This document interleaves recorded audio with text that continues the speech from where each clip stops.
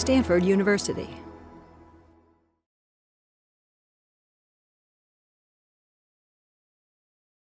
Our first speaker is Gabriel Motzkin. Gabriel Motzkin is the director of the Leer Institute in Jerusalem. He is an emeritus of the Hebrew University in Jerusalem and held a Hadees chair in philosophy at the Hebrew University.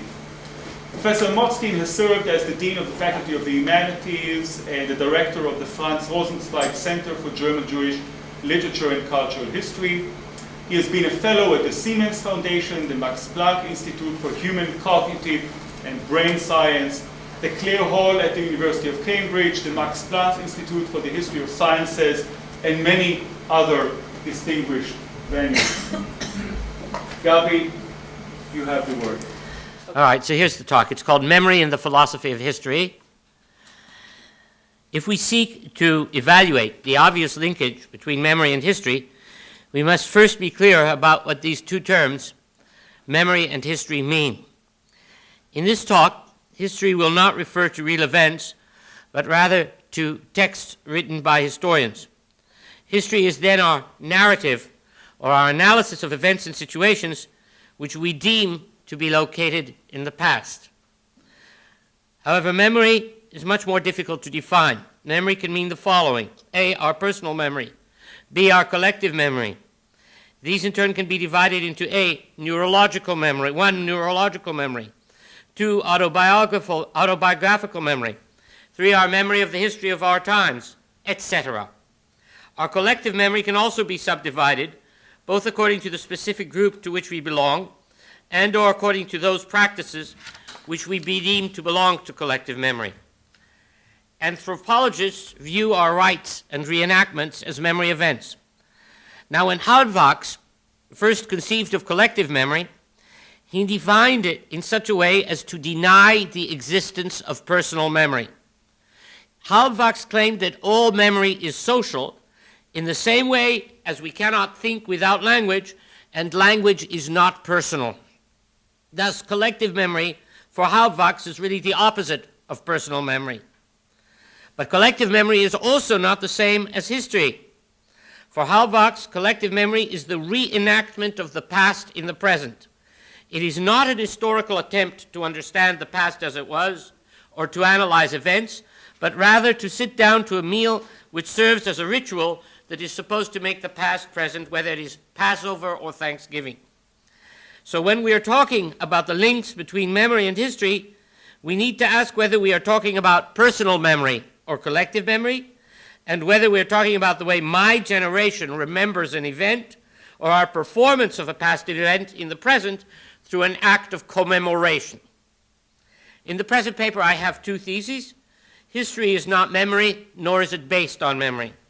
That's the first one. 2, while scholars are interested, and this is the second one, in the construction of memory, most people who are not scholars are interested in something quite different, which they experience as evanescent, i.e. most people are not interested in the construction of memory, but in being able to establish their memory as something, of memory of something, as something real. In other words, most people are interested in memory as reality. This reality has little to do with either collective memory or with acts of commemoration. Making the past present is for most people not a rite or a ritual, but a deeply felt experience, much as Proust characterized it. If they could, people would not want to make the past present, but rather travel to the past. It is only if memory is a way to travel to the past that it competes with history. In turn, the promise of history is a kind of time travel. It is constructed by historians in such a way as to provide an illusion of reality. History is the methodical reconstruction of something past with respect to its development in time. Memory, whether individual or collective, never recalls process without reenactment, but only recalls or commemorates singular events or moods or flavors. Moreover, memory does so without respect to the position in time of events or moods.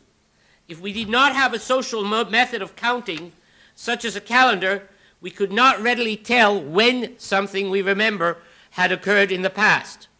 In the same way, it is irrelevant to either the Passover Seder or to the Eucharist as a ceremony when exactly the past event that it commemorates did occur. However, if we had no memory, on the other hand, we would have no history. It is because people remember that they can desire to reconstruct the way something really happened. Memory is then a kind of scaffolding for history, but it does not affect the way that history is researched or written up. What is then history like? If history is not memory, what pursuit does it most closely resemble? It sometimes resembles physics, and it sometimes resembles biology. Physics is the story of the universe told according to a few laws. History is also about nature, but the nature in question is human nature. Still, the method that historians apply is not much different from measuring galaxies in space-time. However, in one important aspect, history can resemble biology. Evolutionary biology is all about a story that is full of contingent events. The survival of the fittest is not only not a deterministic principle, survival of the fittest is also a tautology, because the biological definition of fitness means those who succeed in surviving and reproducing. It's the same thing. There is no claim in biology that either the superior or the inferior survive. But our point is that history is like biology because history, too, is a tale of unique and contingent events. So history is both about a few reductive laws that explain what we perceive and a story of events and personalities that cannot be fully reduced to laws. Let us now for a moment consider individual memory. Since collective memory was discovered much later than individual memory, and any use of the term memory contains some kind of association with individual memory. In our contemporary world, we tend to think of memory as a brain function, and we would like to know where it is stored in the brain and how memories are retrieved. But memory was both named and used long before anyone had any idea of even whether or not memory resides in the brain. Memory for us is first and foremost an experience of our conscious life. Philosophers have tended to distinguish between the kind of memory that we use when we, for example, drive a car, and the kind of memory we use when we consciously remember a past meal at a 3-star restaurant. The one is a memory of how to do something, and we are usually not conscious of it, and the other can be an answer to the question, do you remember when? Unless we are very old, we are not usually confronted with the possibility of forgetting how to do something. But it's actually quite difficult to retrieve many experiences that we have had. We are not always conscious of this difficulty because we are either living from moment to moment or we are not trying to remember something specific. When we look for something we have mislaid, we are quite conscious of this difficulty, and we even convince ourselves of an invented memory because we need some explanation for why the keys are missing. In other words, we associate forgetting with forgetting what we enjoyed eating at a restaurant. The forgetting thus means the forgetting the uniqueness of our past experience, which is why a philosopher of subjective experience like Martin Heidegger could spend so much time writing about forgetting without ever mentioning memory in his book Being and Time. Forgetting is so important because most people have associated memory with forgetting ever since they began to think about memory. And that is also a connection between memory and history. We think history is a superior technique of remembering than memory. The reason is that we are quite aware of the unreliability of memory. Now, Albert Lord, in The Singer of Tales, showed how a long text, such as the Iliad, could be remembered without error over many generations. Even he, however, did not suggest that the error rate of the printed page is anything like the error rate of oral transmission. There's another point that needs to be made about memory. We cannot really remember the memory of another, whether it is the memory of another individual or of another people. History, however, almost always, in contrast, provides us with an experience of strangeness. We can read of distant places and remote times as if they were our own memories. But that is really like believing in the reality of novels. Novels are indeed compelling because they are real, but not because they are factual. The distinction between reality and facticity is significant because it is often ignored. The reality of how something was is rarely given by the fact that it was, and how something was can often be conveyed as effectively by a novel as by a history book. In several introductory classes in history, I was asked to read novels, because the course was attempting to convey the spirit or the flavor of an age, and successful novels can often do that quite well. However, memory rarely gives us either reality or facticity. When, however, it is a choice between reality and facticity, memory will tend to opt for how it was, for atmosphere over fact. When I was young, I interviewed several people who had been at the Paris Peace Conference of 1919. They could all provide the atmosphere and the anecdotes better than they could provide the facts or the analysis of the facts. Historians are not sure whether they want to convey the facts about the past or describe its atmosphere. The philosophy of history reflects this ambiguity. On the one hand, the philosophy of history can signify the quest for some underlying laws that cannot be analyzed by historical scholarship without the aid of the philosophy of history. Both Hegel and Marx did not find their historical laws through historical research, but rather used their understanding of human reality in order to unveil what really happened in the past. They both thought that what really happens is rarely understood by those who experience it, and therefore it is important to write the history of the spirit or of class struggle from a philosophical point of view. It should also be noted that they both thought that they were doing science. In this respect, they did not err, since science too interprets reality according to an a priori matrix or paradigm, which can then be tested empirically. However, just as for Hegel or Marx, a scientific paradigm generates data that has already been structured according to our assumptions. It follows that they both thought that historical development is predictable, just like scientists think about nature. On the other hand, the philosophy of history can signify a cognitive pursuit. The question here is what models disclose the epistemological basis of historical scholarship? How do historians consciously or unconsciously structure their research? The answer to this question does not provide laws of historical development, but rather assumptions about historical scholarship. However, this kind of pursuit lets us analyze history as a science. It lets us query the validity of the results of historical scholarship.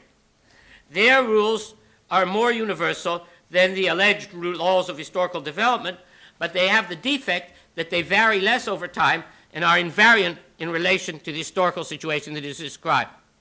Now, why should we study history? Usually two reasons are given. The first, it alleges that we can learn from the past. The second is that we are interested in why things have developed in the way that they have. And the answer to the second pursuit can only be found through historical explanation. I want to suggest to you a third reason. History is studied because it is the antidote to forgetting. Most human beings do not know much about their own past beyond the time of their grandparents. That means they are not equipped to know why they are, when and where they are. Once writing was invented, it became possible for the first time to find out about a past that was never experienced and that was understood as part of one's own past. This process of discovery took place in two steps. First, people wrote down in the present what was going on, and second, sometime later, somebody read this material in order to find out something. Why do we forget? One reason is that we are oriented to action, and therefore we delete whatever is not immediately relevant. Another reason is that we cannot be immediately conscious of everything that we know or have experienced, and therefore storage deterioration is always taking place. Here too there is a third reason, namely how animals such as human beings experience the passage of time. If we experience time as always flowing, we also experience time as disappearing. Now, if you think about this, it is very strange. We experience the present, this room, your presence, my presence as fully present, and then in a moment, it disappears. Most of my talk is gone already, and you can't reconstruct it, neither can I. In other words, we are constantly experiencing the disappearance of the present, that the present disappears. The problem is that we experience it, but we cannot perceive it, since we can only perceive what is here, or perhaps what is fading, but we cannot perceive something that has vanished. We are all accustomed to things vanishing, but we very rarely think that we perceive the process of disappearance. What exactly is vanishing? Is what is vanishing what we have perceived? Perhaps what is vanishing is something that we do not see, namely the temporal nature of perception, which we cannot perceive because it is the frame of what we perceive. In that case, we should term this vanishing the vanishing of the unseen. Now that is eerie or uncanny, since we experience the disappearance of something that we have never perceived. We normally do not experience this directly, and therefore when we do, we are taken aback. The famous déjà vu experience is the inverse of the normal experience of the disappearance of the unperceived. This vanishing of the unseen has two consequences. First, everything about the past is hazy, since it is encased in this unperceivability. Second, the gap between us and this past is absolute. It is as if we were always being born again now. Now that is why philosophers can imagine that we could be brains in a vat being fed experiences by some mad experimental scientist. This is a normal trope in philosophical papers. It is not that our present is delusional.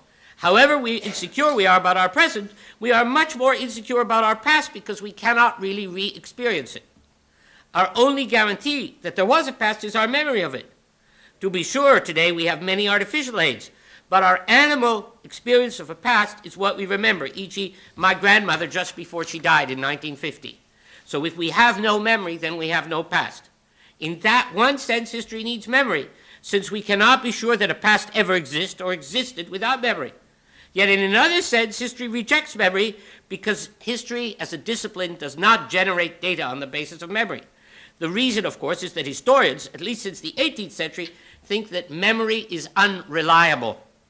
As noted, it is unreliable about the facts, about what really happened. Moreover, historians think that they can induce, and this is a big assumption, the atmosphere of the past from the facts about it. So they also reject the idea that memory can tell us how something felt.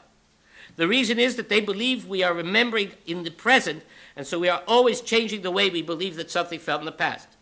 Lawrence Langer, in his book Holocaust Testimonies or Memories, has described how Holocaust narratives always have some dramatic moment, like being shoved onto a truck with the final destination of Auschwitz, that could not have been experienced in the way it is retold, since no one knew at the time where that truck was going. Here historians make the cardinal assumption for which we have no proof, that if you know what happened, you can imagine or induce how it felt. That assumption could be termed trying to reconstruct the presence of the past, i.e. trying to reconstruct its reality on the basis of its facticity. The aim of historians is to eradicate the haziness of the past. But we have not answered the questions of why we have a history or a memory. I think that it is easier to answer the question for why we have history, since history assumes written records, and we can reconstruct when and how people began to write history.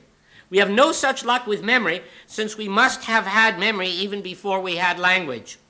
We know that, since so much of our personal memory is retrieved through images, it is possible to believe that our first way of recording the environing world was through pictures. I do not want here to get into the debate as to whether memory is more like a series of pictures or a grammar, but it must be obvious that memory surfaces in animals that don't have a language through a series of images, irrespective of the issue of whether these images obey a basic computational grammar. Why does an animal need a memory? Obviously, an animal needs to know where food is located. But even more importantly, an animal living in a very dangerous world needs to know what to avoid. In other words, memory is about imagining dire consequences if one executes a false procedure or is discovered in the wrong location. For most of human history, our ancestors were in danger of being eaten, and they were pressed to know how to identify enemies and their locations. That means that memory is about imagining a dire consequence. And maybe for this reason that memory is represented in images. But the point is that memory is about remembering what to avoid. And the further inference is that there is a moment of negativity in memory. In turn, this negativity surfaces as the capacity to imagine a contrary to fact situation, i.e. being eaten as opposed to being alive. Hence, memory is neither about facticity, nor about reality, neither about what really happened, nor what it felt like, but rather about what could happen. That is a radical divergence between memory and history. When we write history, we experience great difficulty in imagining contrary to fact situations. We can imagine, e.g., that Hitler would never have assumed power, but we just don't know what comes next. Memory has no difficulty in setting up a two-step situation. If I go there, then I will be attacked, and then I will become food for the tiger. That leads to the conclusion that memory and history are not really on the same level of experience. Moreover, we can conclude that stories are rooted in memory and not in history, because stories are long sequences of alternatives, and it is evident that in stories we can imagine all other kinds of other story sequences. Thus, we can infer that history presupposes narrative rather than constructed. History presupposes the existence of narrative rather than constructed, and it further presupposes a reductive narrative which does not permit for many variations. History is reductive. If it were otherwise, people would have had history at the same time as they began to speak. We can't really tell how old stories are, but stories were clearly told in the Stone Age.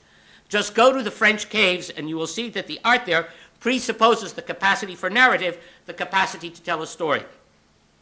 So memory is intimately related to fear. It is motivated by the avoidance of alternatives. In order to face the future, scenarios have to be created. Once language exists, which is another story, on the basis of memory we can tell stories. But we do not think that these stories have to be true stories, because there is as yet no clear distinction between true stories and false stories. How and when is the distinction between true and false applied to history? That is a question to which we know the answer.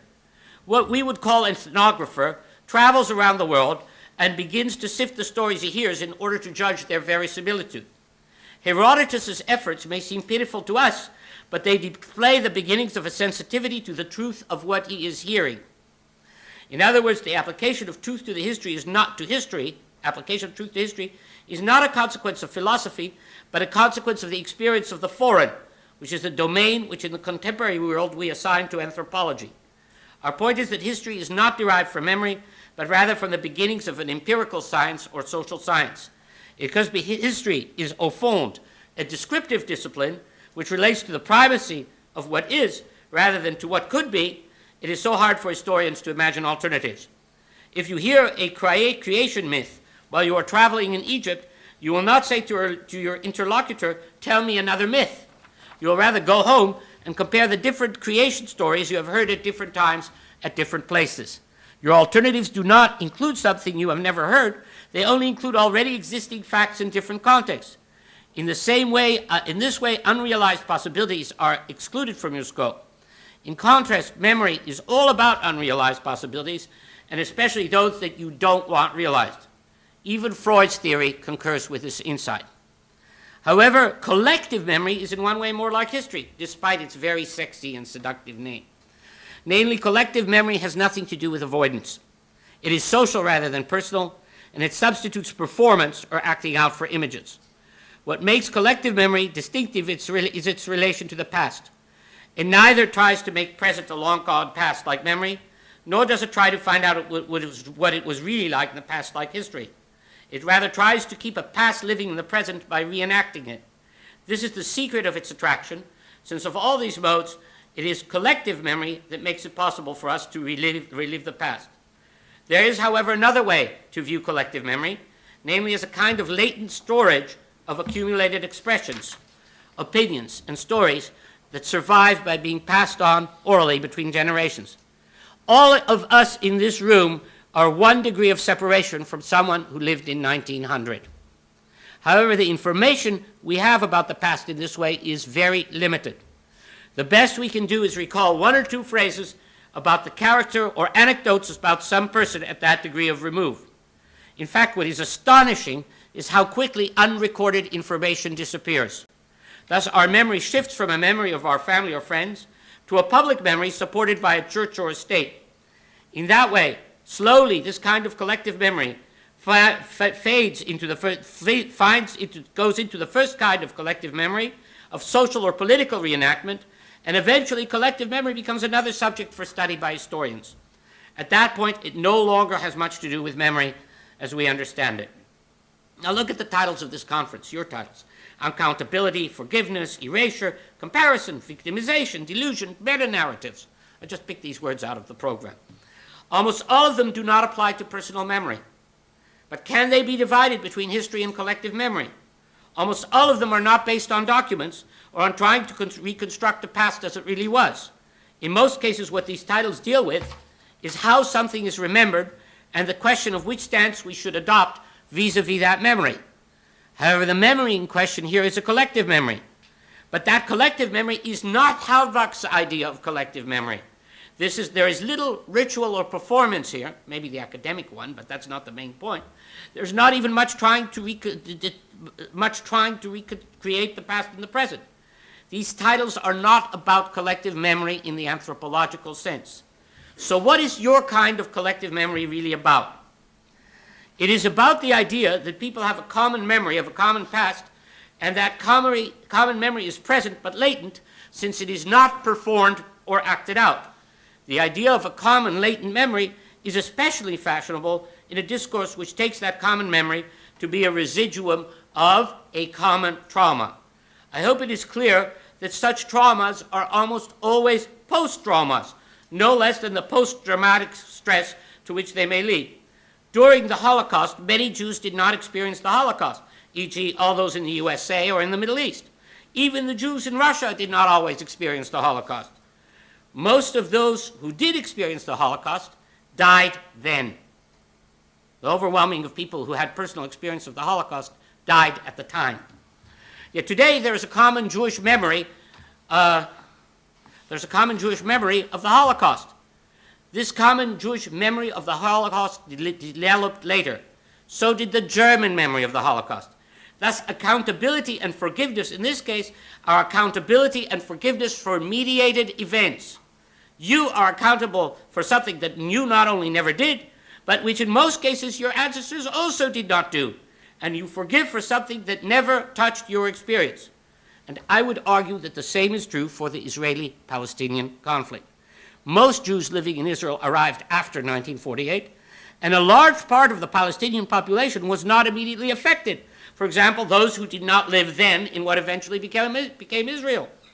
The real memory is not of the conflict, but of the effects of the conflict, not of expulsion, except in a few cases, but of the status of being a refugee. This argument is not political. It points out the discrepancy between being accountable for an event and being accountable for a memory of the event. In all cases, descendants can only be accountable for the memory of an event. What has happened? What people remember collectively is not an actual history, but rather a story told about the event, and while this story may be a true story, it was never experienced as a story, since we leave life forward choosing between alternatives, and we never know the meaning of a story until it is over. So then accountability, forgiveness, and victimization become categories of a narrated memory. This situation has both advantages and disadvantages. The disadvantage is that you cannot expect history to be reenacted. There can be no real atonement or erasure of what happened. The advantage is that you can reconcile, since what you are doing is comparing narratives. In other words, locating the past in collective memory makes the past both virulent and neutral. Virulent because things obtain new value through being remembered, and neutral because the memory of extermination or expulsion is essentially different from real expulsion and real extermination. The memory is a good or a bad strategy for coping with the present and the future. What do we learn from this? While individual memory and historical science mean pretty much what they meant in 1900, collective memory does not at all mean what it meant in 1930. Collective memory no longer refers to the rituals of tribes, but rather to the latent stories that people share in a society.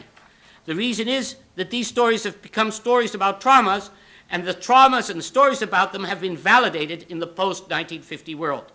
Collective memory has now become so prominent because it does not at all mean what it used to mean. That implies that new collective identities are not formed, as they were in the 19th century, by historical scholarship. In that sense, history is less relevant than it used to be.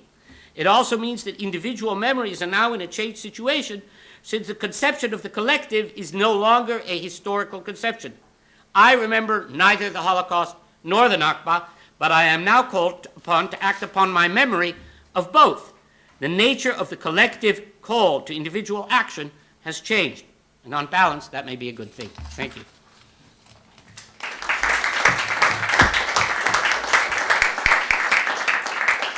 You want to take questions? Yeah, I'll take questions from here because he can't hear me. Great. Thank you so much for bringing us, the philosophical dimension. The floor is open, ladies and gentlemen. Please, Simon. Thank you, Gabby. You spoke in the middle of your remarks about conceptions of the philosophy of history, and I know it's something very close to your own intellectual heart. And I was wondering about how you see the shift in conceptions of human history that you see in writers like Kant or Hegel or Marx, where there's a sense of a movement within human time from something like a savage beginning to some kind of ideally human end. So what's sometimes called this teleological conception of history, which would be a history of the emancipation of rational subjectivity, or the emancipation of a universal class, or a movement of de-alienation in which we become ourselves in some way. And these are all understood in the way you put it as something, as it were, objective, something amenable to science in a certain way. But Charles Taylor, for example, has recently said, and I think it strikes me as very plausible, that we today are moving towards, which is a teleological idea, we're moving towards a less teleological kind of conception of the significance of our lives. And I'd like to know whether you think any of your remarks about memory and historical memory are complicated by that shift away from a teleological way of thinking, and how you think we begin to inhabit this less teleological. All right, let me, answers never quite answer the question. So that is given at the beginning because they answer the question that the speaker thinks you asked, and not what you did ask. First of all, I think that Kant and Hegel, I think that it has to be understood that Kant and Hegel have three basic assumptions. One is that time is constant because it's Newtonian, so time itself does not inflict. Second, that history can be made into a science. That's the second assumption. And the third, that despite its being a science, at least for Hegel or Marx, there is a salvational narrative. In other words, there's some kind of narrative by which things turn out for the best possible world at the end. That's true. What? Kant too, yeah. So all three, so those are three things, and of course history is a science and as a salvational narrative, you have to believe that there's some relation in that of science as salvation. Now, less teleological. One of the things that always struck me is that all these people wrote before Darwin. And because they wrote before Darwin, we always tend to confuse the pre-Darwinian subject with the post-Darwinian subject. But in fact, Darwin is a dramatic change, because you can believe in the centrality of man and the near divinity, the secularized divinity of man, so long as you don't believe in Darwin. Once you believe in Darwin, that goes out the window. Now, Darwin was first interpreted as deterministic, and then people found out that Darwin was actually contingentist, because you are not able to predict in any way or interfere with the course of evolution, which was the Nazi delusion that you could. Now, that means that you cannot live in a teleological age, since the essence of our biological theory is that you cannot, under any conditions, a priori, know the telos, because you don't know if you're in the new ice age or the new global warming or anything else. So you have no idea whether you're going to be breeding for big people in Scandinavia, because bodies retain heat when they're big in cold weather, or whether you're breeding for small people on islands, because all species turn into pygmies on islands. Now, having said that, that means that if we think of the world as less teleological, we then think of the world as less universalistic, because then our particularistic stories become much, much more important, and we don't quite know how that adds up, because we have universalistic stories we've inherited from the Enlightenment, but in the end, the Israeli and Palestinian narratives of, say, what happened in 1948 they can be put side by side. I've even read at least one of these books, and they do not reduce to each other. And they cannot reduce to each other because because everybody, it's either a tragedy or a just war. And, that's not something about which, by putting the narratives, you could. What narrative does is it has another therapy, which is eventually the conflict is far enough away so you could write about William the Conqueror versus Harold and not get too excited about whether the Saxons or the Normans won. But that took 300 years to happen, 10 generations, because you needed a new identity, which was a blend of the two old ones, before people could begin to think that it was not a tragedy or a triumph by one side or the other. Now, I suggest to you that the correct time to view the Israeli-Palestinian conflict, for instance, is from the year 2250, because that's about the time that it's going to take for these two peoples to lose their sense of identity. And that's what happens in a place. People lose their sense of identity and they create a new one, which is composed out of a blend. But that's a long process. I wonder if I understood you correctly. You divided towards the end of your talk the difference between responding to the narrative as opposed to the event. No, You talked about the event and you talked about the memory of the event. okay, I want to clarify that. What I mean is this. I've, talked to people who were in the Holocaust. I've talked to SS officers. I've talked to a lot of people who were in Germany in World War II in different ways. And one of the things that strikes me is that their moral accountability and the moral accountability of their descendants cannot be reduced to each other, because they don't know how the story will turn out, whether the Germans will win, whether killing Jews is a good thing, all the rest of this they cannot begin to understand. And what generally they have superimposed one identity, i.e. what they learned so assiduously after 1945 on what they held to be true in 1942. Now we hold them morally responsible and we punish them, not for what they thought they were doing in 1950, but for what they actually did in 1944. Now, when I say that, I want to say something now about us, about me. I do not remember the Holocaust. I'm born in December 45. I, in no way, I can only deal with my story about the Holocaust, and that also has a moral responsibility. We Israelis and the Palestinians both have moral responsibilities for their stories. But moral responsibility for a story and actually killing somebody is not the same thing. It's moral responsibility, and you generally do not get put in jail if you tell the wrong story. Sometimes you do, but that's a bad idea. That's when you tell, no, but not if you genuinely believe it, not if you lie, but not if you're telling the truth and you're mistaken. And if you're telling what you hold to be the truth, but you're mistaken, that's perfectly all right. And the point is this, that in the end, I think that we have to understand that we're living in a world where we are one away. So if somebody comes to me and says, apologize for what you did in 1948, the real answer is, I didn't do anything in 1948. I identify with the people who did, but that's one remove from this thing. And since it's one remove from this thing, what we're talking about is our narrative experiences. It's much easier to reconcile narratives than to really face somebody who raped your great aunt or something like that and says, I faced Germans like that, and say, I was a soldier in World War II. Do you forgive me? And so I said, wrong address. I cannot forgive you for something that I cannot punish you for. It's not in the same place. Amir, I didn't get to the question. I didn't get to the question. No, I just mentioned one sentence. I just wanted to establish, you distinguish between the event and the narrative. Yes. You see the game. Yes, I distinguish between the event and the And you narrative. said that those who didn't experience the event only have to respond to the memory of That's the event. right. And now I come to the question. And that is, the event doesn't end. No, I There is an disagree. afterlife. The response is not to the memory of the event, but to the effect of the event. The life of the refugees is not whether they experience the refugees, or the life of Jews after the response is not to the memory of the Holocaust, but to the after effect. I disagree. Okay, so that's what I want you to ask. I want you to think of the event not as ending, but as an event that has consequences that are just as real as the event itself. Yeah, That's one point. Give me another I have to answer 15 that. seconds. Okay. The other thing that you made is you made the distinction between the collective and the individual. The memory is those are distinct entities.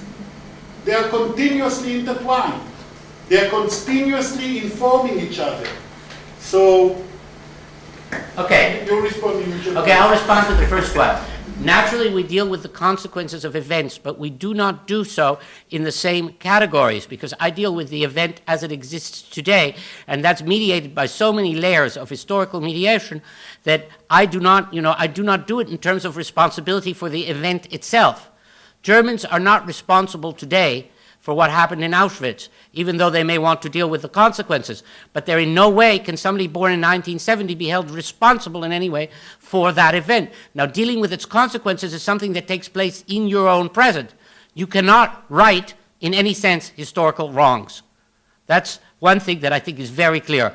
What you can do is you can deal with the consequence of having, if you're a Palestinian, a huge group of Israelis, or if you're an Israeli, of having a huge group of Palestinians in your country, and decide to do what about it as a mediation between those two peoples. But the consequences of what happened is like trying to deal with the consequences of the deportation of Germans from Silesia. You know, these events are in no way capable, you know, the afterlife of events cannot be dealt with historically. That's one. Two, about individual and collective. Obviously, the individual is intertwined with the collective. I agree with you. But if these are distinct categories, because memory is individual, just as language, not in its structure, but in terms of what I'm saying to you is, I'm talking out of myself to you individually, Elazar, as a person. And that means that in the end, there is an irreducible quantity of individualism that is basic to our communication with each other. We do not communicate with collectives. We communicate as individuals to individuals, and we do so because we have memories are biologically located here. We have no way of communicating with a large group of people. And because we have no way at all of communicating except with private selves, we have to keep that in mind, and I'm not trying to celebrate the individual. I'm trying to point out that collective memory and history basically do not get to individuals. Because they do not get to individuals, that's like asking people to be responsible for their being a member of the bourgeoisie. I reject that kind of thing. In my somewhat unpleasant role as keeping the time, we have 3 questions, so I suggest we take all 3 questions, Gabi, and you answer. Mikhail, Nadim, and Alon, I believe. Responsibility is an elusive term. You take responsibility as something that tomorrow you're putting that guy in jail or fining him. But I can take responsibility, meaning a much less kind of responsibility. Is how do I act with my kids, with my community? What do I say to them? That's also taking responsibility. That's one thing. The other thing is, once I heard, it was a Jewish professor I had, and he related exactly to the question, can I hold Germans today responsible for what they did in the Holocaust? And he came up with this scenario. What if I would ask a German, what do you think of Goethe, or do you think of Beethoven? Do you sense pride? And the German said, yes, of course. Well, why don't you also sense some kind of responsibility and disgrace when you deal with other figures in German history? So what I'm coming at is that once you do have a collective history, you do have a collective memory, and you have one sense of pride and national sentiment, and we take responsibility as something which is not putting that guy in jail, but what I say to my children and what I say to my community, I think it comes to the point that it's hard to make the distinction you're trying to. Do I answer directly, or do I? Yeah, I think just in the sake of time, we should collect all 3 and then you answer. Can I add to this 1 second? Okay, as a footnote. Yeah. Bashir. I mean, one, just to pick up on Eliezer's point as well as Mikhail's point, I mean, one can easily, and it exists in philosophy as well as in the literature, that there is a distinction between personal responsibility, which seems to be something that is what is underlying your argument, and something that is called constitutional or political responsibility. Which I don't understand that at all. Sorry? Okay, I don't understand that at all, what that might be. But all right. I can explain this if there is Not in a footnote. I mean, again, I mean, Hannah Arendt makes this distinction very clearly by saying that the personal, the personal responsibility, in the sense that while I cannot hold you responsible for the Nakba, in the sense that you were not the one who were acting or committing that, I definitely can make a plausible, reasonable argument in which I can see you as a beneficiary of certain kind of a project or something where you can be held as institutionally, politically responsible. And that is that you are enjoying the benefit of some, or you know, that you enjoying the benefit as well as carrying the legacy of that. And that is something that is, I mean, is there, and I think would probably problematize the way you were describing these things. I wish I could answer you. Gabi, Just say. please. Well, it's really related to these questions and the distinction between an event and the memory of an event, and bringing into the discussion both the Holocaust and the Nakba. There is a major difference between the two, is that one started and ended, and one started and did not end. So I would not like, and I'll be talking about this later, to think about the Nakba as 1948. The Nakba is an event that started much before and continues until this very moment. And in this case, these are two different things. Events don't, I agree with Eliezer that the events would have an effect after the end, if you want to say in a point in time. But in the case of the Nakba, it never ended. And the difference between what, for example, I will tell my students about slavery in the United States and the benefits the whites, they always have these discussions, the whites are getting out of the slavery in the United States, and the Nakba is that the Israelis are reaping the benefits of a continued project of Nakba. And so that's completely different. I would like to bring that to the discussion. Okay, Alon? I'll be brief because my point was well articulated by Mikhail and now by Nadim as well. Obviously, you are right, Gabi, that we remember things, we remember events that we did not experience personally, and we are asked to be morally responsible for them. I think the reason that we are asked is that as groups, we have existence in time. We believe in our existence in time. It's fictional. So, if we can say that Thomas Jefferson and Melville are part of our history as Americans, you have also to say that slavery is part of your history. But obviously, if you ask people, is Melville part of your history?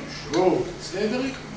Well, my parents arrived here only to Ellis Island in 1900. Well, but it didn't forbid you from acquiring Melville as part of your heritage. So I think that what has happened in the last 30, 40, 50 years is that we are, as individuals and as collectivities, are asked to take responsibility for the good things and the bad things, because we exist in time as communities. And I think this is the main point. So it's not a contradiction to what you say, but I think it adds this dimension. Okay, and now I'll answer it. I'll try to be brief, because I have a whole hour to talk about it. But look, I think that your point dovetails with Mikhail's point, and that it's completely true that to the degree that you take pride, you also take responsibility. That's not a point that I disagree with. But why should I take pride? What pride should I take in Einstein or Freud or Marx, who are all Jews? Does that mean that somehow my identity is constructed? I've always found that kind of argument specious and vacuous. These are people who lived in the past who made contributions, and the fact that they were Jews is, from my regard, totally trivial. And totally trivial, and there is no way in which I can take pride in this. I think taking pride in Goethe, is silly. If you're a German, it's just silly. You didn't do it.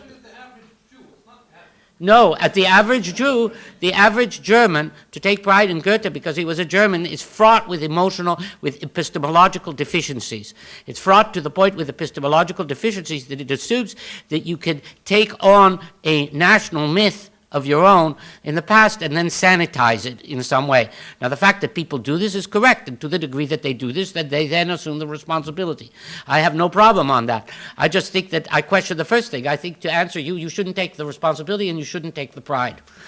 And so, and that both are not true. Okay, and both are not true because the past is dead. And that's the thing I think that we have to assume about it. That's where I disagree with Elazar too. I think that in the end we have to assume the constant death of the past and that we begin again at every moment. And since we begin again at every moment, completely new, we construct our identities out of the future and not out of either past or present. I have no inherited identities except the ones I have actively opted for.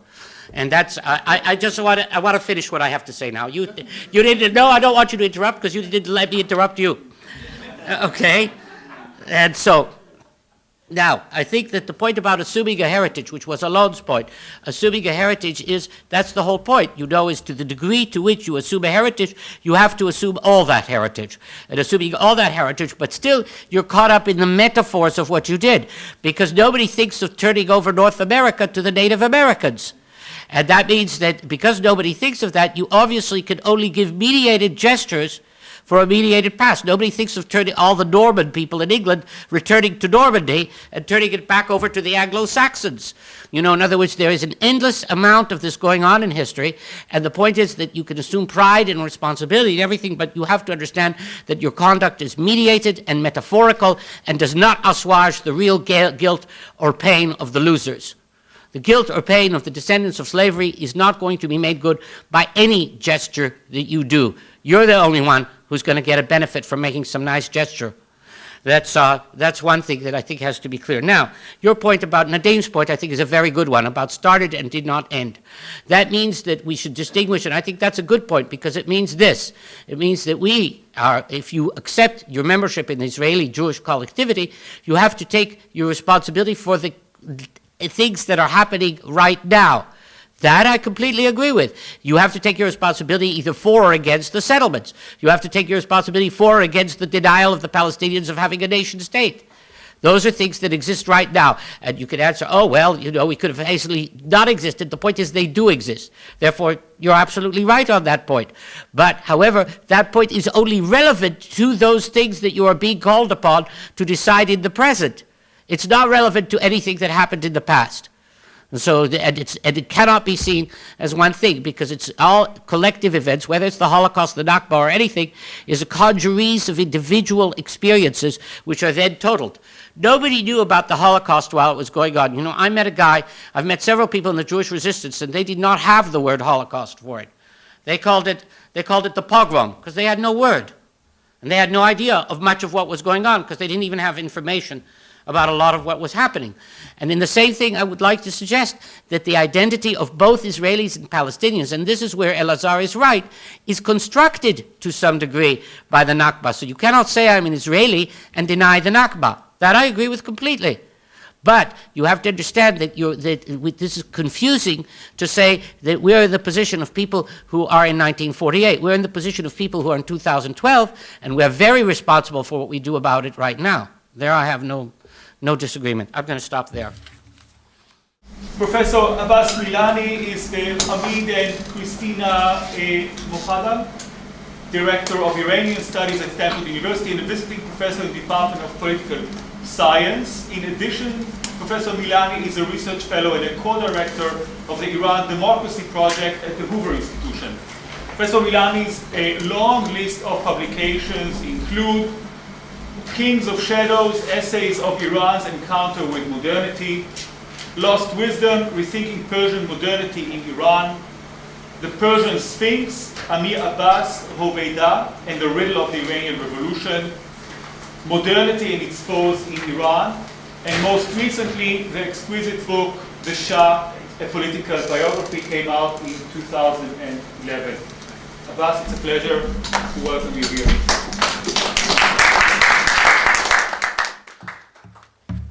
Good morning. Welcome to you all. I apologize to the organizers for my request to change the time of my presentation. It turned out that I had foolishly arranged 2 talks for tomorrow, one here and one at Carmel. And since unless you're a mom, you can't be at 2 places at the same time, and I'm certainly not that, I asked them to change it, and it is a fortuitous change because in many ways what I'm about to say very much offers a radically different perspective of the discussion we just had.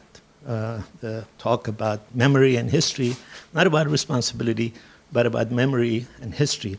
And in a sense offers the view that in Iran at least, and that's what I'm going to talk about, there is an attempt to create and enforce a new kind of history, and that is secular history that is beyond critical inquiry.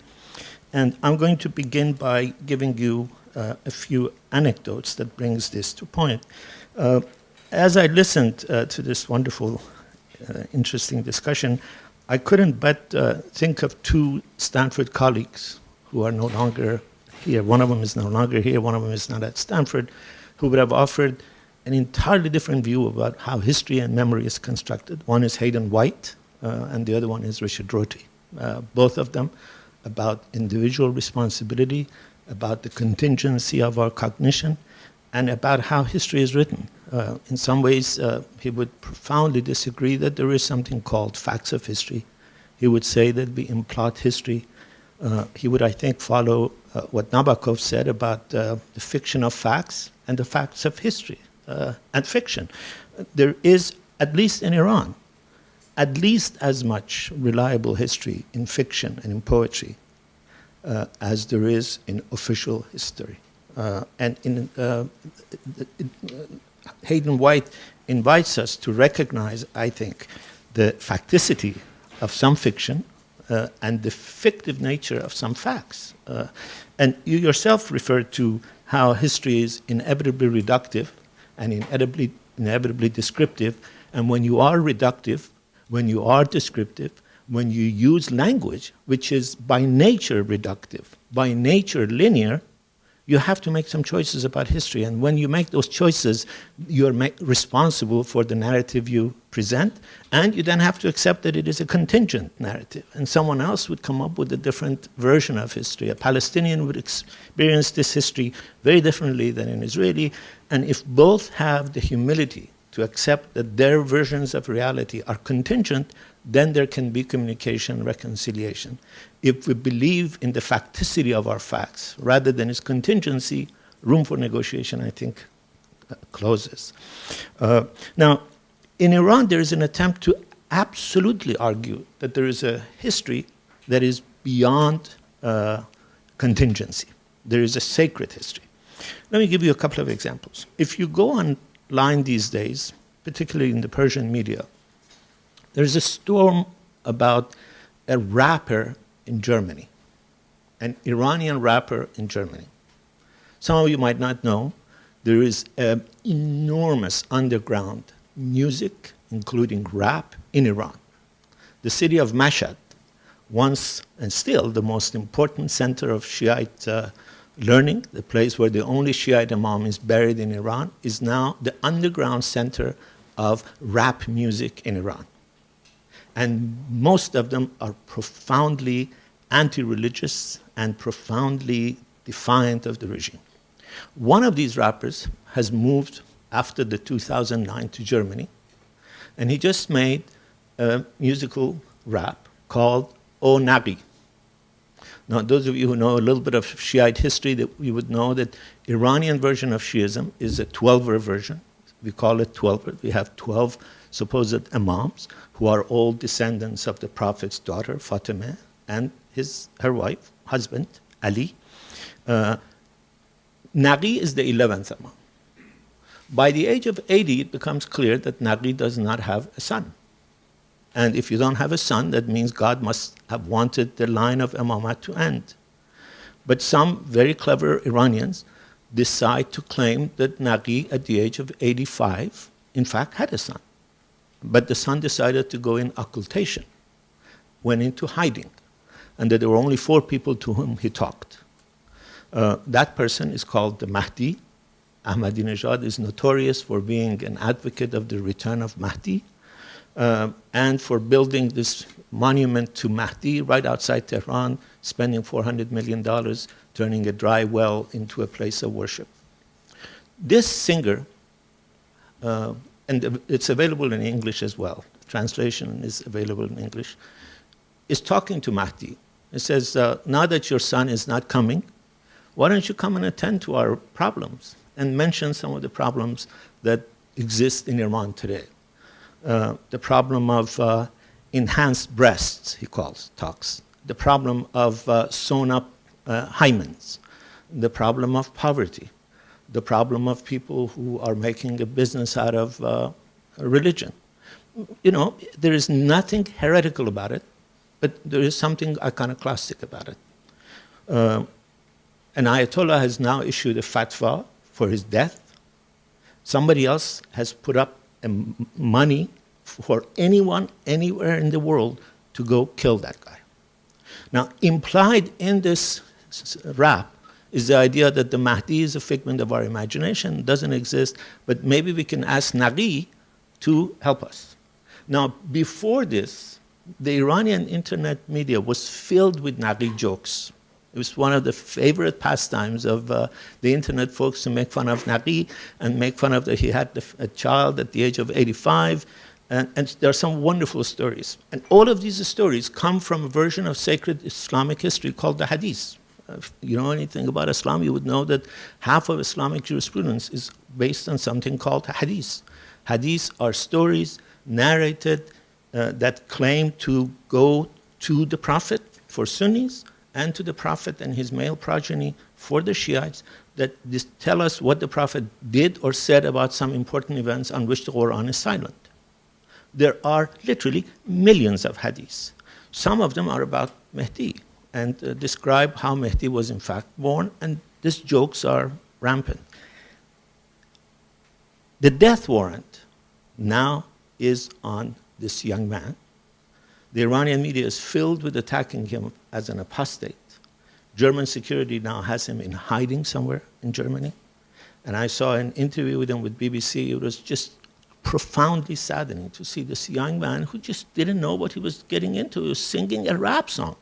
And in Germany. And the fact that the Iranian regime would give itself the right to issue a death warrant, very much in this pattern of Salman Rushdie, to me speaks to a degree both of temerity and a degree of insistence on trying to control collective memory. The reason I say that is that a few years ago, a scholar from Princeton, Modarresi, a very prominent scholar, he is essentially the subject of the book, The Mantle of the Prophets. Many of you might have read the book, but the name is not mentioned. It is about the education of a Shiite Ayatollah. It is Modarresi. Because Modarresi wants to go back and forth to Iran, he didn't want his name mentioned. He's written a book about Messianism, and in the book he argues fairly convincingly that Naghi didn't have a son. That book is available. It hasn't been banned. There is no warrant for Modarresi's death. It is much more scholarly, but is one big difference. Very few people have read it. It is a dense historical narrative. It doesn't seem to the regime that is encroaching upon the collective memory they want to control. This regime is remarkably keen on trying to control collective memory. Khomeini made his name. The first book Khomeini wrote is against two scholars. One of them is called Kasravi, arguably the most respected historian of the constitutional revolution in Iran. The other one is about someone called Hakemizadeh. Hakemizadeh was a cleric in the city of Qom, a heart center of Shiism today, who in 1935 has written the most remarkable critique of Shiism still. I don't know of any other book that is as bold, as radical in its pronouncements as Hakemizadeh. Khomeini wrote his first book attacking Kasravi, the first historian, and Hakemizadeh, the second historian. And he virtually issued a fatwa that whoever kills these people will be doing the bidding of Islam. Fast forward 4 years, Kasravi was chopped to pieces by followers of Khomeini on the fatwa of Khomeini and another Ayatollah. The Kasravi had done one other injustice as far as Khomeini was concerned. He had written a blistering account of the rise of Shiism in Iran. In other words, you can't mess with sacred history. You can't question the historicity, for example, of Karbala. Karbala is the dominant myth of Shiism. Still, not a single Islamic scholar in Iran has dared write a historical narrative of what actually happened in Karbala. We have mythological accounts of it. We have beautiful plays that replay it every Muharram in Iran. Some of the structures of those plays are brilliant plays as a play.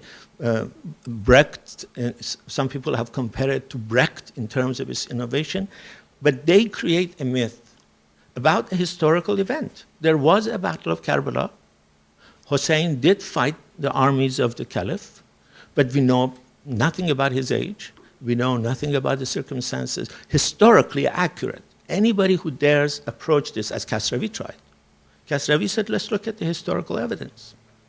A German scholar right now who had turned Muslim and now has written a critical biography of the Prophet is virtually on another death warrant because he decided to question some of the historicity of some of these hadiths, some of the historicities of some of the stories in the Quran. He has tried to do with the Quran what Jewish scholars, Muslim Christian scholars have done with the Old Testament and the New Testament for a century and a half.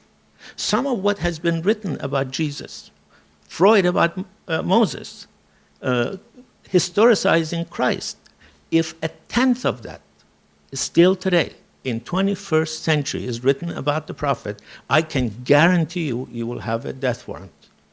Very much like Salman Rushdie. Again, what Salman Rushdie wrote in his novel is based on some very reliable historical scholarship. Almost everything except the story about the Prophet's house being across a whorehouse. We don't have any historical evidence for that, but the notion that the Prophet might have entertained a deal with the Maccaeans, the notion that the Quran was changed by mortals, the notion that Quran was added to or subtracted to by mortals, these are things that scholars have written about at great length over the last 40 years. Muslims didn't pay attention because it didn't become part of the collective memory. When it threatens to challenge their divine narrative of history, they go ballistic, and they're willing to shed blood. They're willing to intimidate. And that kind of sacred history, compared to history as we understand it, is, I think, one of the battlegrounds that we have in Iran. Trying to historicize religion in Iran has not yet happened. Something that has happened in the West for a good 200 years. And it's going to be a fierce battle. Some of the best scholars of Islam, some of the first scholars who tried to actually historicize Islam and Quran, were German scholars, many of them of Jewish origin, translating their book. To have a book of Goldziher or Margoliot, two of the most prominent scholars of Islam, people who literally revolutionized the study of Quran and the Hadees, is a cardinal sin in Iran. You can die if you have one of these books. The person that was supposed to have translated this was executed 25 years ago for translating a book of a prominent scholar who did nothing other than historicize these things. So historicizing is still a sin for the Islamic Republic of Iran. And challenging that sacred history that is often based on very little evidence, is sacrilege. Again, to give you just one other example before trying to talk about someone who looked at history very differently. Khamenei wears a dark turban, as I'm sure you've seen. Khomeini wore the dark turban. To wear a dark turban for a cleric claims descent from the Prophet. That means someone in Iran today claims they have traced their lineage back to the Prophet in Arabia. I challenge any Iranian family to trace their ancestry more than 100 years. If you're from a very prominent royal family, you might be able to go back 500 years. There are some families for whom we have family trees.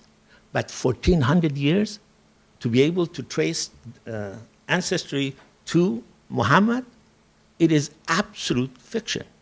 But to say this, to challenge it, and Kasravi did it.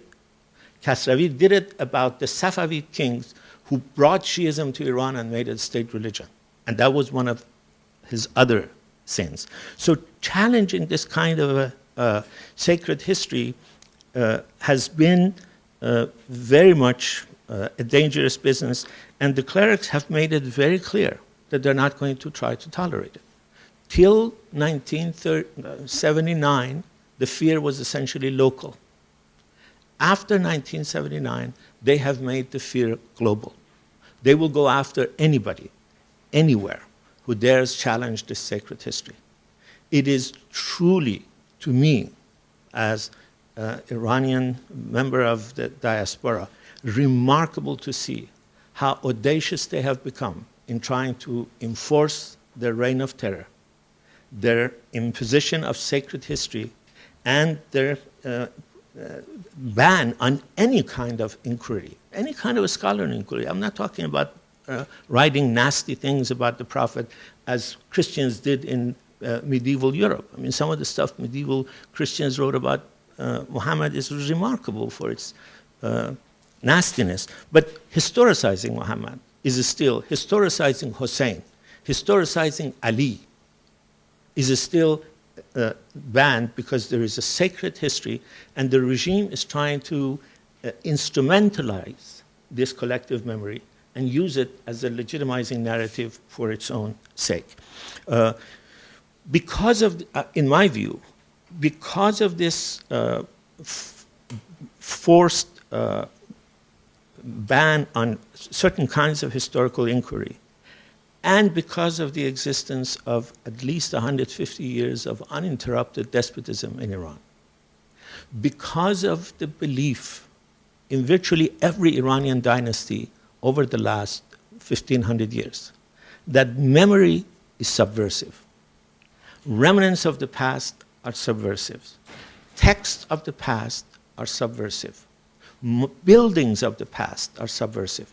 When Reza Shah, the great modernizer of 20th century, modernized Tehran, he virtually destroyed every building, some of them stunningly beautiful buildings. Tehran had 14 gates. He destroyed all 13, leaving one. When you go through this gate, you realize what Tehran has lost. He wanted nothing to remind Iranians of the Qajar dynasty. Texts have been destroyed. Archives have been burned. We have accounts often written by Western visitors of entire government archives being burned by the new dynasty that has come. So it's been very difficult to write history of Iran.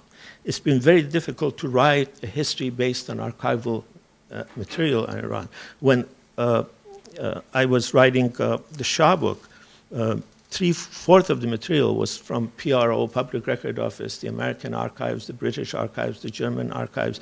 The Iranian archives are closed to scholars. They give access to only those scholars they trust, and they give it very selectively. And I'm not one of the trusted scholars. In fact, I'm on the banned list. They just banned the book of the Hoveyda book that you referred to. It's gone into 30 prints in Persian, but it's now banned. After 30 prints available in public, they have now decided to ban the book.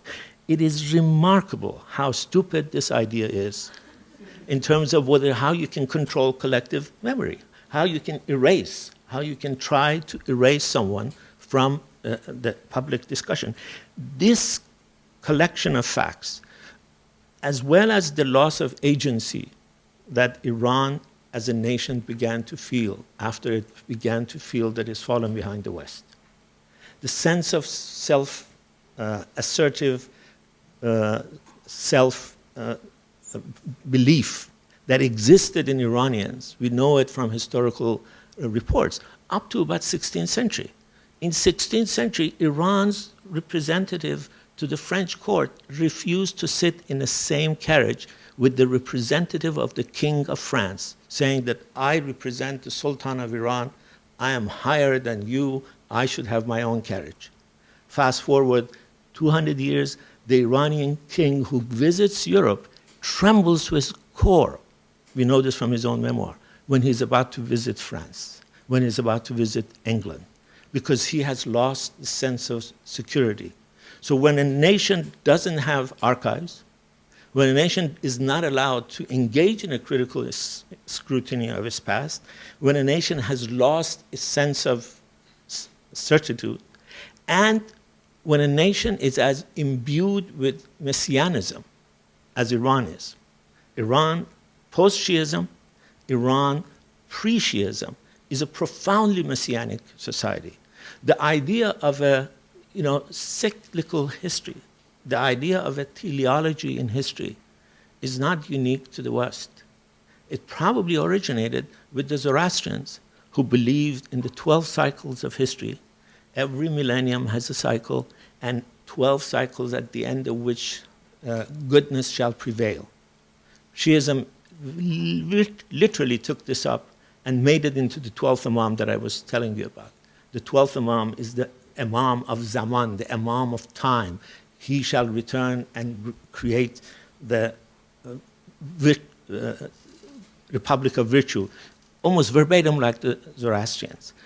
When this messianism was lost as a result of sort of half-baked secularism, and all of this happens around 18th century, you begin to have the rise of a new affliction in Iranian historiography. And that's the affliction of conspiracy theories. History over the last 150 years is rarely bereft of fantastical conspiracy theories. You in the West have heard about this when they have concocted histories around the Protocol of Zion. You would be flabbergasted at the kind of historical narrative, serious historical narrative, at least ostensibly serious historical narrative, that is written based on the conspiracies of, for example, the Freemasons. I don't know if any of you have read Umberto Eco's novel, Foucault's Pendulum. Talks about, or there are several other novels. Dan DeLillo has written a novel about the craziness. Richard Hofstadler's great book, The Paranoid Style in American Politics. Read any of these, and you begin to approximately understand this conspiracy proclivity in the Iranian historiography.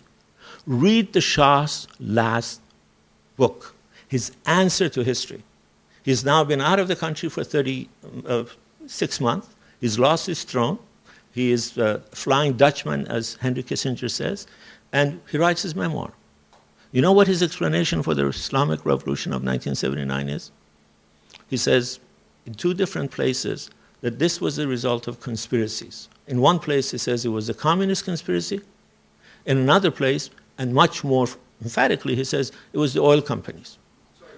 Oil companies. The Shah. Answer to history. The Shah of Iran.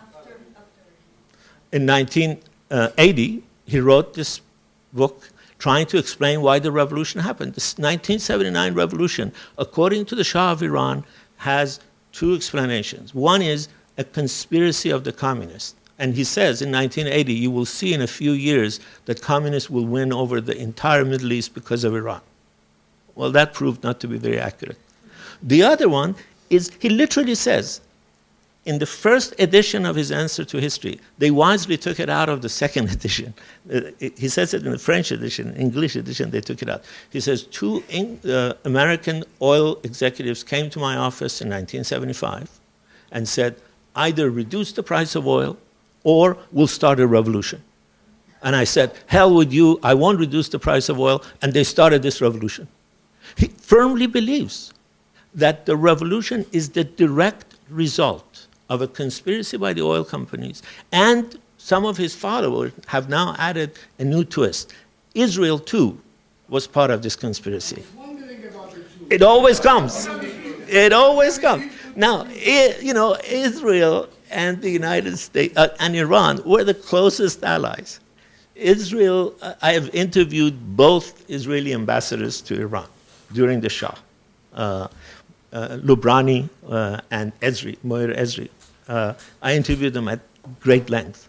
And I asked them, I said, was there at any time you thought that getting rid of the Shah was a good idea? They really looked at me as if I was crazy.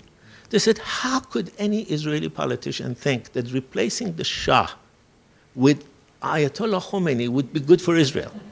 Why would we think that that is possible? Now, why, as all conspiracy theories, there is some element of truth in all conspiracy theories. That's why they thrive. Otherwise, they would die. There are increasing tensions between Iran and Israel after Iran reconciles with Sadat, and Iran begins to become more emphatic about the occupied territories and about Israel giving up those. If you follow the trajectory, you will see. Moreover, in one of the most remarkable interviews the Shah gave, his sort of subaltern anti-Semitism comes through. There's an interview he gave to Mike Wallace. I urge you to see this. Here is a Shah who began selling oil to Israel at discount prices from 55, set up a gas and oil line to Israel to ensure the longevity, had profoundly close intelligence, military, economic cooperation with Israel throughout his reign. Iran was, with Turkey, the first Muslim countries to de facto recognize Israel. Yet, when they ask him, listen to what he says about Jewish control of the financial media in the finances of the West, Jewish control of the banking in the West, Jewish control of American foreign policy, and lambasts this Jewish control and says, why don't you guys help a little bit? When the media attacks him, Western media attacks him, you know what his first response is? He calls in the Israeli ambassador. He says, why don't you get your friends in the media in America, the Israeli ambassador in Iran, why don't you get your friends in American media to sort of lower the flames? But nevertheless, there is some tension between Iran and Israel. There is no doubt that there is great amount of tension between the Shah and the Americans on the oil price.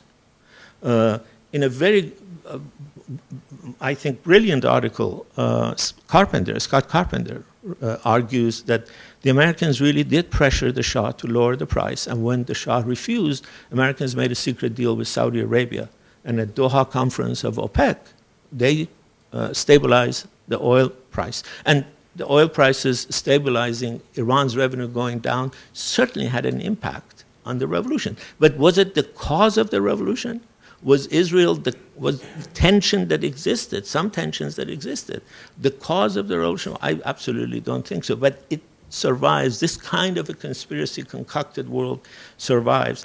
And when you compare this kind of a shallow, delusional, I think, conspiracy theory, if you go by Iranian historians who are almost invariably inflicted with this, nothing in Iran in the last 100 years, no political death has been accidental. There's been some conspiracy, British, American, Israel, oftentimes in the three of them together, conspiring. This rap song, Naghi, is now said to be the direct orders of Israeli, American, British intelligence to undermine cultural hegemony of Islam in Iran. So you're absolutely right. Eventually, Israel gets in. When I wrote the book on Hoveyda, they accused me of being an agent of Israel and the oil companies and the CIA and the British intelligence. And the regime says I'm the agent of all of these plus the royalists. They have just really wonderful ideas about how you can just imagine somebody being an agent of all of these and writing a history on the order of all of these people. But when you go to the origins of Iranian historiography, and that is Bayhaqi, from 9th to 12th century, we have a period of remarkable, rational, scientific, philosophical burgeoning in Iran. It is called Rethinking Persian Modernity is essentially my argument. I've made it in 3 different places, 3 different books, that this notion, and this notion was very much and is very much promoted by Islamists, that modernity is essentially a Western phenomena entangled with colonialism. And it came to Iran as part of the colonial project. Khomeini says, everything about modernity, from nationalism to democracy, from equal rights to constitutionalism, these are a Jewish colonial conspiracy to undermine the Ummah, the spiritual community of Islam. My argument has been that if you really look at Iranian history from the 9th to 11th century, long before there was any colonialism in Iran, Iranian thinkers from Avicenna and Farabi to Bayhaqi and Bal'ami began to experiment with a new kind of rationalism. And one of the most remarkable aspects of this rationalism is in Bayhaqi, Tarikh Bayhaqi, which is easily the best sort of rational history Iran has written in that early period. And when you read it, it is remarkable in his attempt to address some of the very, very questions you raised. What is the responsibility of the historian? How does the historian get his facts? He says very clearly, unambiguously, he says, I have brought into this book only that which I have witnessed or I have a document for. And if there was something important for which I couldn't get a document or I hadn't witnessed, I tried to corroborate it from several eyewitness sources, reliable eyewitness sources. He was the scribe for the kings about which he was writing. And he writes about how memory is fallible. That's why he says, I did not rely on memory. He even says, I have a journal, and anybody who doubts anything I have written, I can show you either the journal entry or the document upon which I have based this.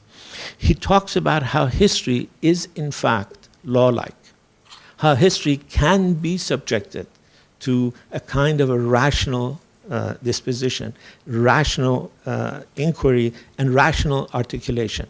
And he adds, almost remarkably, in a Rortyan fashion, he says, this is my version of history. I've done my best to give you a rational, empirical, fact-based account, but I know if somebody else writes this history based on the same documents, they might render it differently. So take this with some doubt. But I have tried to create a monument so that two things happen. And again, this goes very much to your discussion. He says, one, I want to save the good and the bad deeds of humans from the ravages of time. Almost verbatim quoting Herodotus. The first paragraph of Herodotus says, I write this to save the deeds of men from the ravages of time. He either read it or just came up with almost verbatim the same articulation. Then he says, there's a second purpose why we need history. He says, we need history in order to not avoid the pitfalls of the past. History has a moral dimension. History teaches us of the immorality of the past and the morality of the past, unless we study it critically, and unless we study it from a rational point of view. Remember, this is 10th century, 11th century Iran, at the height of clerical authority.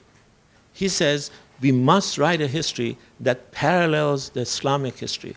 We must be respectful of that history, but we must write this one not based on received Hadees, but based on rational inquiry and evidence that is empirical in nature. Let me end by saying that from Bayhaqi, from this period that I was talking about, the 9th to 12th, till today, there has been this kind of dual identity in Iran, dual historical disposition in Iran. Iran's pre-Islamic past, Zoroastrian, Mithraic, Manichaean, and Iran's Islamic. The history of the last 100 years is the history of the politics of two different regimes trying to erase part of this dual history. The Shah and his father Reza Shah trying to de-emphasize the Islamic component and glorify the pre-Islamic, and the current Islamic regime that is making a conscious, admitted effort to erase all influences of the past.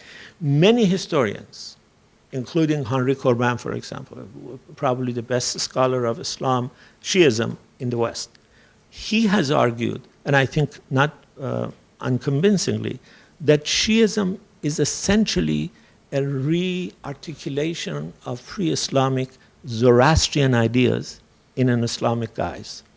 That Shiism has much more in common with Zoroastrianism than it has with Islam of the Sunni variety. That's why you don't have messiahs in Sunnism. That's why you don't have the 12 imam in Sunnis. The imam is virtually the same concept as the sages that Zoroastrian talks. That's why the idea of this cyclical notion of history, and many, many, many, many more. I don't have time to get into it. We can talk about it sometimes later. But it is fascinating to see historical consciousness that is riven between these two identities, the Islamic identity and the pre-Islamic identity.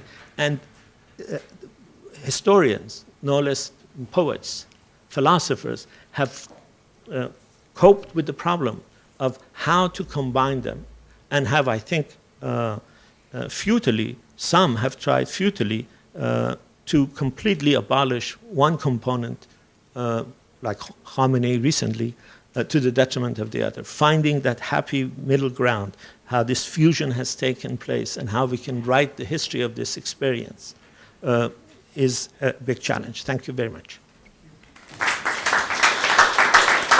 Thank you for this very interesting presentation. But I think in essence you fall into the problem that you described of the main problem that you describe in Iran, and that is the lack of historicization. I think when you talk about conspiracy, you are doing exactly the same thing. If I were an Iranian and I saw what happened in Iranian history in the 20th century, early 20th century, and then the late 20th century, after 1900 and then 1950s, I would be inclined to believe in conspiracy. And I think when you talk about conspiracy, it's very hard not to take these issues into consideration. And I think you're not being, obviously what you describe in conspiracy is a broader phenomenon and culture and so on, but it itself has to be historicized, and I think you don't do that. As to anti-Semitism, yes, I mean that point is well taken, but the good friends of Israel are usually the anti-Semitic, with the understanding that because they assume that there is a Jewish influence on the United States, on the West, the media, the financial centers, and so on, and they try to use, they befriend Israel in order to use Israel's connections. So there is a clear relationship here, and Israel is not privy to that, and that's a sad part of the story. Now, I hope that when you talk about historicizing, you also do not, you are talking about Iran and not about the Islamic literature in general, about which I know little, but I know that in Islamic discussion and literature and discussion of Islamic history, there is a lot of historicization. But again, modern history in Egypt, there are people who did try to understand Islamic history and the Quran itself within its historical context and give different interpretations. So I know very little about Iran, but I think that also has to be taken into consideration. And the last thing is about just a thing that you opened with, and you seem to have contradicted in your presentation, is that experience of history is contingent when it comes to the Israeli-Palestinian conflict, and you wanted reconciliation you thought that experience of history is contingent, and if we look at it that way, then it's easier for reconciliation. I'm very interested in this, because in your presentation you talked about a historian on the 11th century, I forgot who. Bayhaqi. Huh? Bayhaqi. Yeah, who said, well, actually, let's learn from our history so that history doesn't repeat itself. So how does that fit into this opening statement? Should I answer? Yes, please. Yes. I take your point about not historicizing conspiracy theories, but I, in fact, have done it. I couldn't do it here in 5 minutes. It was a very small part of my... I suspect the most important part of what you're referring to is the 1953, for example, the CIA British attempt to overthrow Mossadegh. That is often given as the ultimate effort by conspiracy, Western conspiracy, to overthrow Mossadegh. In the book on the Shah, I've written about 150 pages based on Iranian, Mossadeghist, British, American archival material, first-hand reports, and I suggest that there was a conspiracy by the West to overthrow Mossadegh, but that's not what accounted for the defeat of Mossadegh. Mossadegh was defeated primarily because he made some grave errors in his analyses, and most important of all, Mossadegh was defeated because the clergy turned against him. There is preponderance of evidence that if Kashani and Burujerdi, two of the most important ayatollahs at the time, had not turned against Mossadegh, as they did from early 53, the CIA would have never joined in the attempt. The British were trying to overthrow Mossadegh almost immediately after Mossadegh came to power. They went to Anne Lambton, the great historian of Iran, the foreign minister. I interviewed Lambton, and this is also evident in the PRO, and they said, Mossadegh has come to power, what should we do? Anne Lambton says, I know this person, I've been following him all my life, he is not going to reconcile, organize a military coup against him. There's nothing else we can do. But it took 2 years to convince the Americans to join. First of all, the Americans were reluctant to join. The Truman administration tried everything to find a negotiated settlement, and Mossadegh would not take it.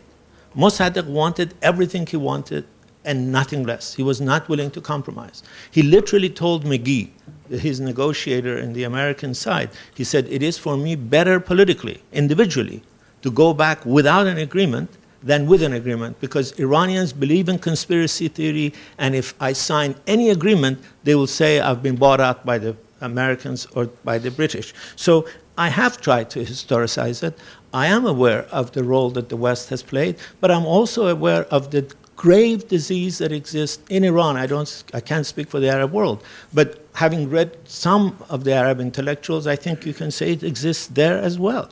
The grave disease to blame everything on the other. This form of nativism that the Syrian intellectual talks about, that reverse of Orientalism. Orientalism did exist.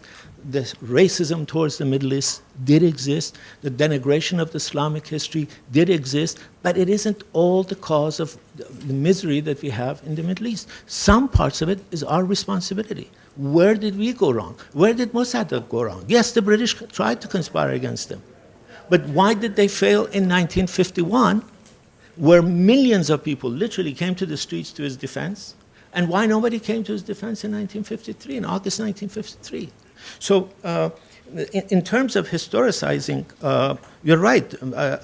Again, I was talking about Iran, but I've been reading a little bit about the efforts in the other Muslim communities to talk about the sacred text. The Egyptian scholar who first said that our understanding of the Quran is a historical understanding and contingent, who just died in Holland, was booed out of Egyptian scholarly community. And what he said wasn't historicizing the Quran. He didn't dare go that far. He only said, let's understand that our understanding of the sacred text is historical. God has said one thing, we mortals understand it, and this can change. If you believe in this, and I think that's a brilliant argument, it's the argument that Soroush later made in Iranian, and Soroush too is in exile, and is now a guest lecturer here at Stanford, Soroush made that same argument. They boot him out of Iran. They called him an apostate. Because if you believe in the contingency of reading of Quran, then you can't believe in the validity of Velayat Faqih. You don't have Velayat Faqih in Egypt, but the notion of Velayat Faqih, the notion of the rule of the jurist, is based on a privileged reading of the Quran. Shiism, again, you don't have this in the Sunnis, but Shiism is founded on the idea that there is a secret, esoteric meaning, layer of meaning to the Quran that is open only to the Imams and his successor. Today, Ayatollah Khamenei. So, if I come up with the reading of the Quran, not even historicize it, any reading of the Quran, and does not fit his, I'm committing apostasy because his reading is privileged. And when you ask, where is the evidence in the Quran for this privileged reading that you have? He said, that's secret too. It's the most incredible tautological self-affirmation that exists in Shiite theology. For the sake of time, we take now two questions together. Fatma and then Mikhail. Well, yeah, one comment which is fascinating because I come from Turkey, obviously, your neighboring country. With respect to conspiracy theories, it's very interesting. I mean, we have them too, even though, of course, as you know, we're Sunni and Hanafi. I think a lot has to do with where you locate change. I mean, the source of change. I mean, you know, when you do not have any agency with respect to determining the course of events, or you feel you have no agency, so you automatically externalize it, which of course is also a very good way of not taking any responsibility for what happens within, especially the violence and everything else accompanying it, because you are locating it elsewhere. That frees you of responsibility and accountability at the same time. I mean, you know, so at least that's what I've seen. So I wondered what you thought of that interpretation. The other thing has to do with the sacredness. Is very depressing the way you put it. I wondered if you wanted to comment on how the sacredness in the religious sense that you see in Iran is similar to and different from the sacredness one sees in the secular context with national myths. Because, I mean, there are also those versions of history in secular countries where you cannot contest, you know, Turkey, the mythical, you know, origins, just as much maybe. Or, you know, I was wondering if you could comment on that. Thank you. Thank you. Mikhail, yeah, go ahead. Yeah. It's a small question, but I think it does connect to what was just said. If I was to replace much of what you have said with communism, I think you could have come up with the same scenario of events and of how you treat opposition. And my question is like a methodological question. How can you make the differentiation between whether this is an Iranian Islamic thing or it's a matter of indoctrination of a nation, of a society, according to a set of beliefs? It can be political, it can be communist, it can be whatever. The sense I got from your presentation was that this is something Islamist, this is something Iranian. But if you replace just what you have said about Islam and Iranian thought with communism, you would come up with the same scenario. So methodology, in terms of methodology, how do you make the difference? Well, first of all, I absolutely agree that there are structural similarities between Bolshevism, not communism, but Bolshevism, because we have different varieties of communism. Shiism doesn't share much with social democracy. It shares a heck of a lot with Stalinism. And I, in fact, have written about this. I've written that there are epistemological, methodological, ontological similarities, striking similarities between Shiism, and I haven't talked about the Sunni Shiism in Iran, and the ideas of Bolshevism. The notion that there is a minority who has access to some privileged truth, whether that truth is communism or that truth is the secret meaning of Quran, and that this privileged meaning can give you salvation whether it's communism or happiness in this world and heavenly pleasures in the other.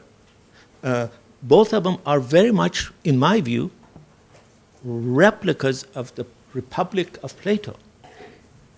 Bolshevism and Shiism, Khomeini's theory of Velayat Faqih, have striking structural similarities, in my view. That's why, to me, it's fascinating that of all varieties of Marxism, the one that took root in Iran the most was Stalinism. Although the first forms of Marxism that came to Iran were not Stalinism, it was social democracy. It didn't take root. Hezb Tudeh, by far the most successful communist party in Iran, was remarkably Stalinist. And to me, the answer is there are cultural similarities. Very much the argument that Berdyaev made about Bolshevism and Orthodox Christianity. Why did Bolshevism win in Soviet Union? He says because Bolshevism just fit in the cultural grooves that Orthodoxy had created for them. They even made Moscow the capital because that's what the Orthodox want. I think the similar phenomena has happened here. Why did Iranians choose Shiism rather than the Sunni faith? You know, that's an interesting question because it fit, I think, to their patterns of history. Now, in terms of... Did they really choose it? Pardon me? Did they really make a choice in Iran? Of course they made a choice. Iranians were the ones who first began the argument that there is some unique sacredness to Ahl Bayt, to Ali's family, and they began fighting for it. And another 300 years, Iran was forcefully turned from a Sunni-dominant society to a Shiite-dominant during the Safavid. Now, as Kasravi makes the argument, he says that had nothing to do with the Safavids' really fervent belief in Shiism. They were fighting the Ottomans, who were Sunnis. They needed an ideological cement. Shiism fit perfectly. And at the point of the sword, they converted the whole society in a very short while. So there was a choice. It wasn't necessarily a national choice. And the pockets of resistance, cultural resistance, whether it is Sufism or poets who write iconoclastic satire, read some of the satires written in this period that I'm talking about. Some of it still can't be published in Iran. Some of it can't be published in English. When Nicholson translated Rumi in 20th century England, Rumi, the great poet, at least 30% of pages of it is translated into Latin because he dared not translate it into English because it talks about sexual matters and it talks about criticizing some of the notions of piety in a way he thought British sensibility would not tolerate it. So there was resistance. And I think the question of agency, if you remember, I did passingly say that when agency does not exist, and that's what Hofstadler says, when people feel they don't have control over their fate, and because we are historical species, Nietzsche says we are a historical animal, we need explanation for things, we seek for everything. Now, to me, when you have a culture that is as messianic as Iran is, that is, you believe in some extra historical, para-national force that will determine everything, that is the determining force of society, it's very easy to take this religious notion and afford the extra historical powers you gave to the Messiah to now some omnipotent other, whether it's the Freemasons or the Zionist conspiracy or the CIA.